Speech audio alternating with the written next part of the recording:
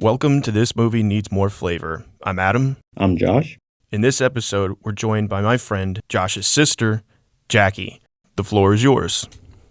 Today, we'll be reviewing the film Bram Stoker's Dracula.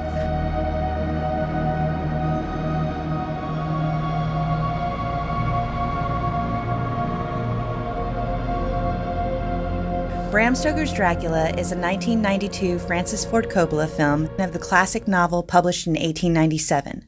The story is about a young businessman, Jonathan Harker, a.k.a. Ted, a.k.a. Keanu, whose ambitions entangle him with a 15th century Transylvanian vampire prince that is licking his wounds after being cursed for renouncing his faith.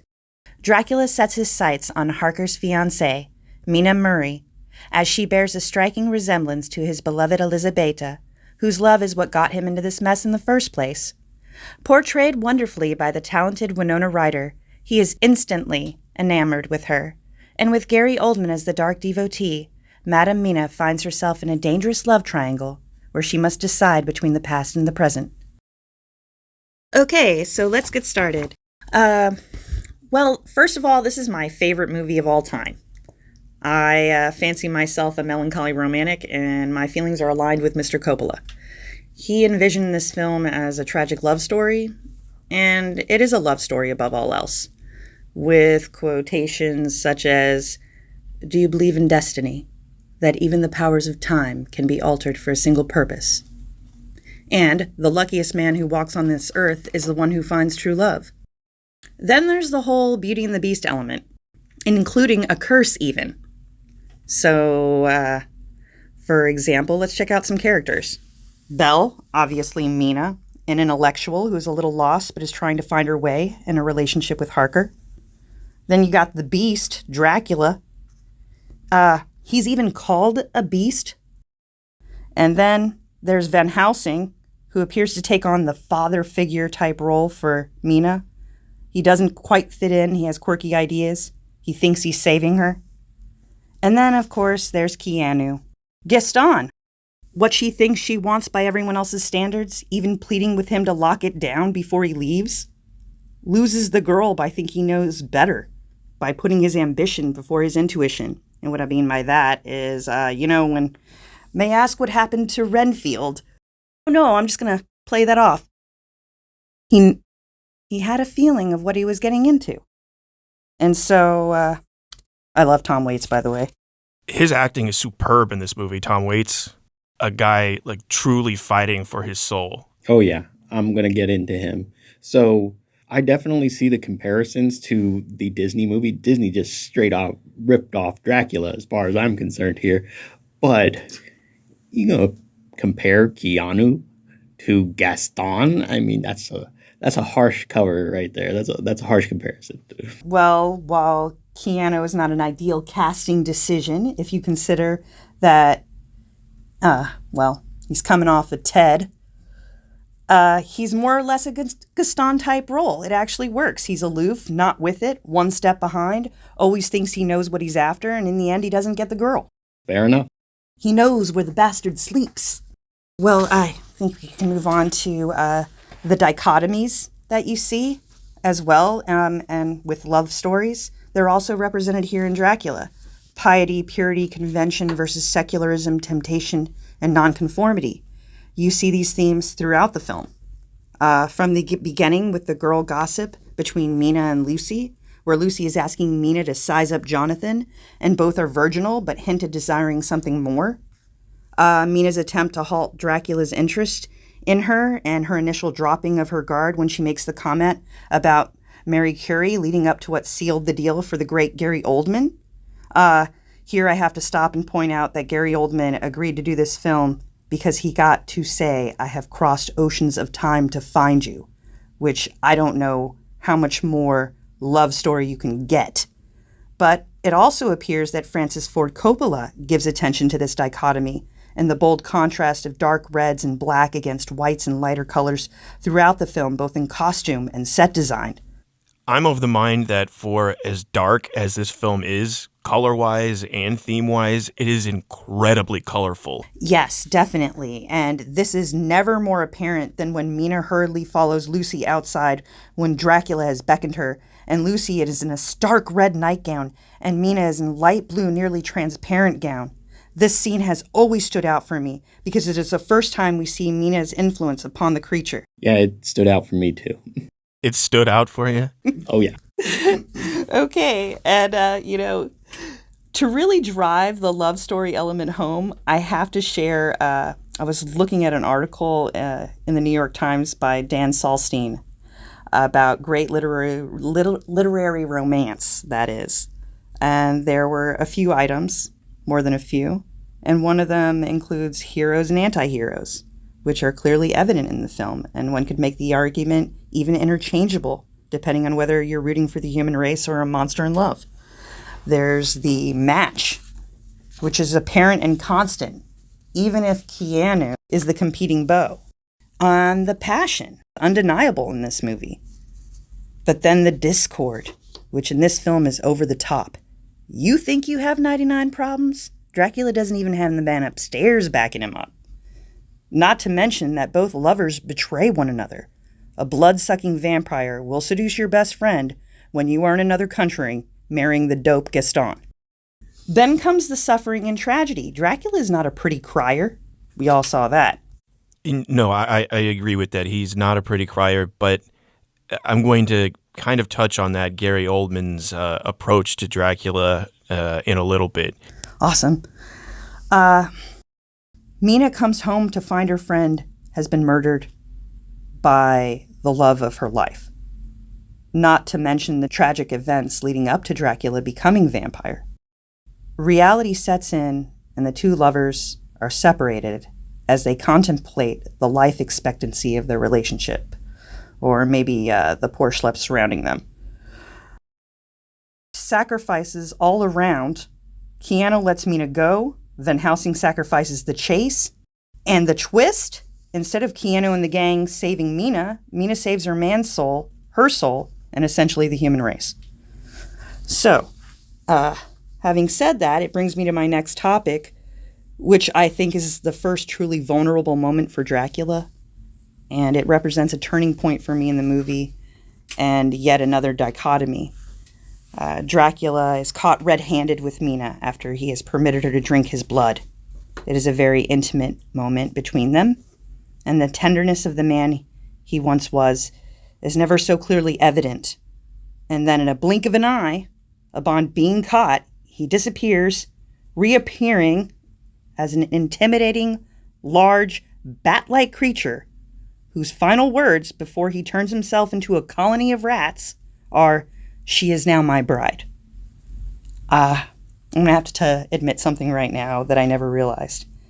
Until watching it just here recently, I always thought it was, "He is now my wrath," referring to using God's curse to wreak havoc on mortal men. It stopped me, and it really clearly demonstrates how this was never about him against humanity, but about his woman. That's actually a relief. I thought you were going to say that you found the rats erotic and you were into it. Not so much. Little creep kink, no big deal. Nothing to see here. I have to admit, it was that intimidating monster type. Well, gets me every time. It was 50 Shades before 50 Shades. Kind of, in a way, I suppose. Awesome. The music behind Dracula complements Francis Ford Coppola's vision. The original motion picture soundtrack was composed by Wojciech Kilar, and according to Film Score Monthly, after he received a phone call at 3 a.m. from Francis Ford Coppola asking him if he would like to write the music for it, he took the offer because he considered it a great compliment, being that The Godfather is one of his all-time favorite movies. Mine too.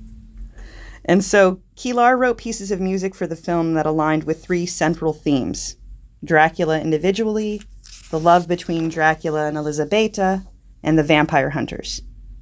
Kilar also provides music that represents a great example of the dichotomy I described previously, with a piece referred to as The Storm. It begins with a lullaby for Lucy, followed by dark chanting summoning forces of evil, which are unleashed upon the crew of the Demeter and upon Lucy, who is ravaged by Dracula's werewolf form. Kilar described his work on the storm to be of symphonic quality, which was a significant compliment, as he did not view his musical composition for cinema as highly as his symphonic work. I literally found the music for this movie to be utterly beautiful. It's foreboding at times and often hypnotic, and it even includes the love song for a vampire by Annie Lennox. Not to mention the artwork for the album, which is frankly outstanding. It depicts some of the standout images from the film, including Dracula fighting the Turks in his Vlad the Impaler armor. The album itself is blood red and see-through with random stylized blood droplets throughout. The blood is the life! Okay, my last one here is I wanted to save this little tidbit about Dr. Jack Seward. He holds a special place in my heart. He's the lovesick doctor, as Renfield calls him. He lives with the lunatics, which they're officially called that in the 1800s. And around that period, they were gaining concern for how the environment impacted a patient's well-being. And as we observed in the movie, the Victorian Asylum was definitely not the Ritz. And one could even argue that poor Dr. Jack, in his commitment to his patients, paid the price of remaining in that environment, given his healthy drug habit and love sickness for dear Lucy. And if not for his covert drug habit, he has that, he's got that geeky, intellectual, idealist thing going, all the girls crave. You're into him. We get it. Indeed. There's a scene, I think we're introduced to him, and he trips over the bear rug and then falls, and he looks like the dork. And I thought it would have been so funny if he had just lost all composure and decorum. That fucking cocksucking rug. That's not the guy I assumed he was. Pardon? Here's your hat. You're about as passionate as Gary Oldman was in this film, Jackie. I appreciate that.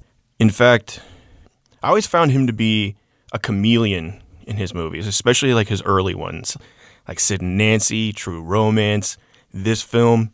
But I had heard he was going through a divorce at the time, or things in his life were kind of, coming to a head. Whatever it is, like his anger and his passion really shine in this film. It's hypnotic, and not just Dracula style. It's like I'm watching it, I'm like, damn, Gary Oldman. Man. Yeah, he's drawing your empathy out. Like, pull that off as Dracula says a hell of a lot about that man's abilities. He weaves in and out of sadism, being gentlemanly, so well in this film, so well. His depiction obviously isn't like depictions of old, like, ooh, I'm going to suck your blood. He really conveys a sense of despair for his character. I mean, that's the character's whole existence in this movie is despair. And yet it's only matched, once again, by his passionate abandon. I also like in this film how Anthony Hopkins narrates the film up until the point where his character, Van Helsing, explicitly catches up with us. Like, they didn't have to do it this way, but it was kind of clever. It's like Van Helsing is always with you, and yet he's not really with you until he shows up on the scene. And I love Anthony Hopkins. Like, he's got a way of being nuts, but you think he's like the smartest guy in the room. He's definitely hit eccentric at this point, and that's he's slaying that. He's a madman. He was a very good casting choice. I particularly like the line, "I just want to cut off her head and take her heart," at the wake. It's so perfectly casual for how violent it is, and he just plays it great. There's a scene in this film where Dracula has seduced Lucy. He's drawn her out into the courtyard. The scene is ferocious, and the music is palpable until Dracula is seen by Mina, essentially his long-lost love. And in that moment, the music kind of calms, the tempo of everything calms, some sort of, quote, sanity comes back to Dracula, And the characters and the scene just come to a calm exit. And Lucy and Mina, they go back out while Dracula is there like a flash. She's here. It's real. Which brings me to another point, the visual effects. The visual effects and the practical effects. Hey, I'm sure there are people out there may not like the movie, may not appreciate the effects. I think they are perfectly antiquated for what kind of movie this is. I'm glad they, for the most part, really didn't do anything contemporary.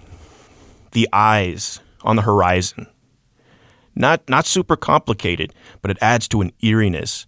The spectral barrier around Dracula's castle. Amazing. Just visually.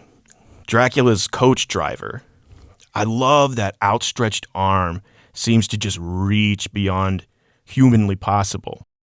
The movement of shadows. Seeing the movement of shadows on the wall, even the shadows knocking over certain things. It's really, really, really cool. Right. And you're just messing with the perspective shift, double exposures for some of those practical effects. And yeah, it mirrors right on target with the style of the film. If you threw CGI into it, it would rip you right out of it.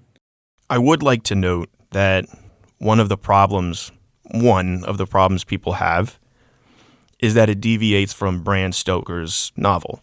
Well, most films that have been taken from novels will do that, but there weren't actually as many changes to the film as I was led to believe before I became familiarized with the novel.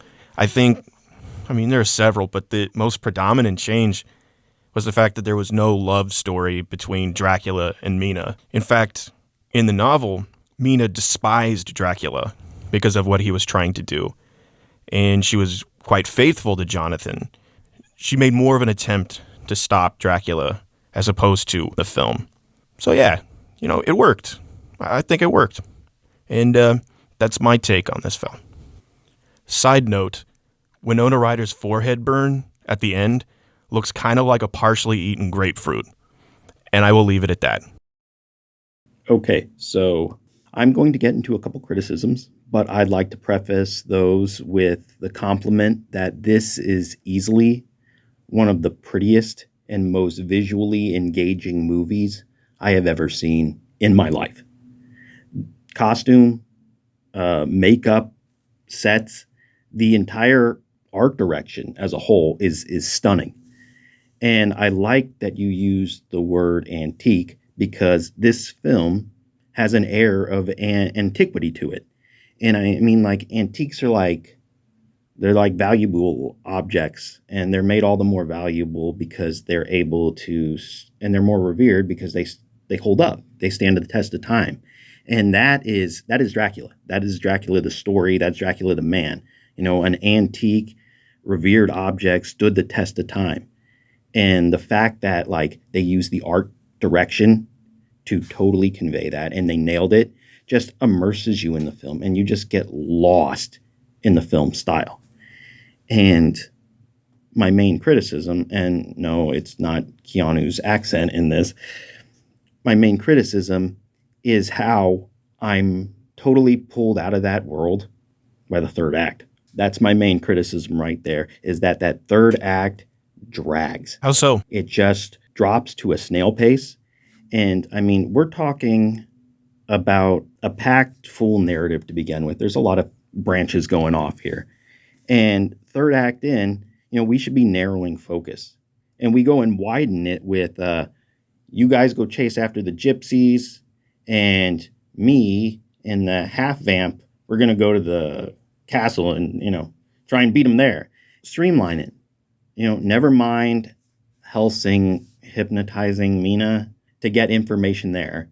Never mind Dracula reading her brain while she's sleeping. Just have a mad dash to the castle. Helsing and crew beat Dracula. Got to deal with the brides because they beat Dracula. Gypsies roll up. Fight ensues. Mina and Dracula have their moment. You roll credits. It's wrapped up. It's clean and neat. And as it is now,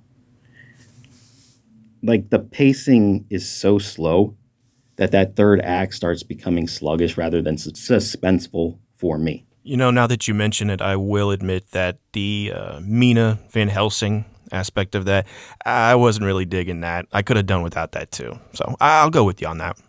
Yeah, and it's a shame because, as I said, I'm in it the entire time, and those last 30 minutes, there becomes points where I'm like, is it going to end already? So moving on from that, criticism number 2 is Keanu Reeves' performance. And I am not gonna bash the quality of this actor. Keanu Reeves is awesome. He's good stuff. I'm defending him in a way because the role of Jonathan Harker is a weak role. And even if his accent was flawless, his lines are crap. I mean, he gave a mediocre performance, and it was partially due to a mediocre role. We're to be married. It's like Elmer Fudd. I say that not being able to pull all that off myself, so hey, I admit. Oh, yeah, and I'm not saying this is top-end acting here. I'm just saying that when you put what isn't terrible acting up against Anthony Hopkins and then, of course, Gary Oldman, I mean, he's total crap by comparison. And that's the problem with the performance. I mean, Coppola said that straight up Reeves just was trying too hard with the accent and it came out forced. And you watch it, I think that's pretty obvious. But I think if he had been given a more fleshed out role, maybe he would have put more focus on the portrayal of the role and not so much the accent, would have toned it down, and it would have promoted a stronger performance. Coppola knew the role he gave him. He knew the lines he gave him. I mean, what was he expecting? If you want that quality performance, you're going to give a quality role. And that just wasn't there. I think it brings it back to Gaston. He was not meant to be one of the top performers. And I almost feel like Coppola saw it that way. I agree to an extent, but that leads me to the John Harker character himself, because that guy gets a raw deal, all right? And as far as I'm concerned, if you look at it from a certain light, he's the hero of this film. I mean, okay, he starts out on an adventure to a foreign land to seek his fortune. I mean, that's a good start for a hero story right there. He perseveres beyond knowing that the last guy who went there is crazy. He perseveres through wolves and demons. He resists the temptations of the Dracula brides. That includes Monica Bellucci, and I would bomb considerably right there. Oh, totally. He survives his suicide / escape attempt, dumping himself into the river, and he works his way back to his fiancée, only to find that she's in the clutches of an evil, blood-sucking monster, which he then hunts down and slaughters. And in doing so, he frees his fiancée from eternal damnation. Now, how's that for a hero? You didn't even spend an entire day with Dracula before you were head over heels for that guy, and I saved you. And do I get a thanks? Nah. He did what he had to do, and he does not get near enough credit for it. Yeah, dude. I mean, if you look at that from Harker's perspective, you take out the supernatural element, and this story is just some fickle skank stepping out on her man while he is out of the country on business, securing their future. And who does she step out with? The minute he says he's a prince, that he's royalty, all of a sudden those eyes, ooh. Right? It's as cliche as she comes. She steps out with the bad boy. And then, her all, oh, perhaps I'm an inconstant woman. You think? Do you think? Perhaps. All right? You keep it in your pants, you, as Helsing called it, wanton follower. Given mad cred to Harker, he had to endure that. And maybe that's why Coppola cast him. Maybe that is the secret to it all.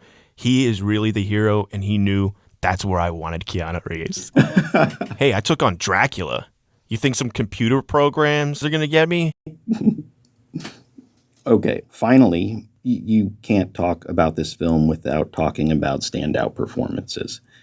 And I mean, you can mention Hopkins, obviously Oldman, but the actor that impressed me the most, Tom Waits, as Renfield. He's not a classically trained actor, and he probably does one of the best, if not the best, job of conveying that accent. He nails it. And his approach to the character is unique. He plays Renfield with elegance and charisma, which is totally contrary to like who we know Renfield to be and his circumstances. He's a nut in the nut house. But that juxtaposition between like where he is and how he's carrying himself, it leads me to find the character charming. And that's a hell of a thing to pull off. There's even a moment where he's like a petulant child. You promised me! And you give it to the pretty girl. Yeah, I love his desperation. Yeah, so absolutely solid actor right there. I'd love to see him in other stuff, more stuff. But beyond that, that's all I have to say. Special thanks to Rage Sound for the song End of Everything, courtesy of Toontank.com. If you enjoyed what you heard, you could always like, share, comment, subscribe, turn on notifications, and follow us on Instagram. Our info is in the bio. I believe that concludes our episode for 1992's Dracula. We thank you for listening. Until next time, take care.